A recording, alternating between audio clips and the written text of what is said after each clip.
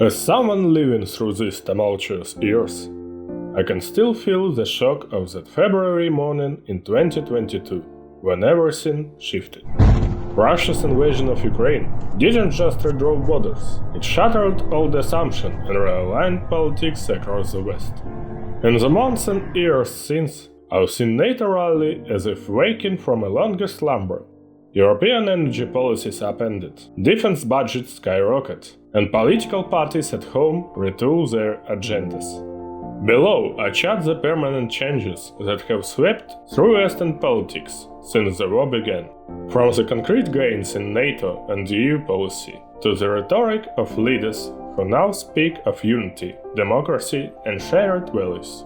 The alliance grew rapidly.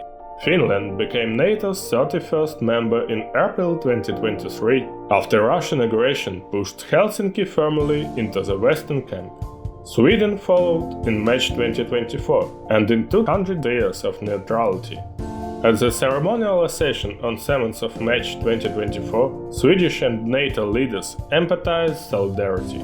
Sweden's Prime Minister Kristersson noted unity and solidarity will be a guiding light, and NATO's Secretary General Stoltenberg said Sweden's joining made NATO stronger, Sweden safer, and the whole alliance more secure. The war forced NATO to refocus on deterrence. Rich defense concept statements warned that Russia remains the most significant and direct threat. Eastern Europe now hosts larger, multifunctional battle groups, and more US troops are regularly deployed to reassure Baltic and Central European allies. At NATO's 2025 summit in The Hague, leaders agreed that Europe must boost spending and readiness, even setting an eventual goal of 5% of GDP on defense, with a core 3.5% target by 2030. The Dutch Prime Minister Mark Rutte said this was needed to deter Russia and to shoulder more of the burden as the US pivots to Asia. Notably, virtually all NATO members have increased their budgets in 2024. Our allies spent more on their military, with 18 of 32 now meeting NATO's 2% GDP guideline. A Reuters analysis notes that this historic shift means Europe is no longer underinvesting in its security. German Chancellor Olaf Scholz captured the zeitgeist in his famous 2022 Bundestag address, calling Russia's war a historic turning point. He pledged never again to accept force as a political instrument, and announced a €100 billion military fund going to reach 2% GDP defense spending. Since then, Germany indeed passed an extraordinary defense budget and announced higher annual increases. Other leaders voiced the same theme. President Biden declared at the 2024 NATO summit that Ukraine can and will stop Putin, and proclaimed today NATO is stronger than it's ever been in its history. Wartime exigencies have revolutionized Europe's energy policy. The EU has slashed its Russian gas imports by well over half. On the eve of 2025 EU summit, the Commission reported that pipeline imports from Russia fell from 137 billion cubic meters in 2021 to just 31.6 BCM in 2024, a 77% reduction.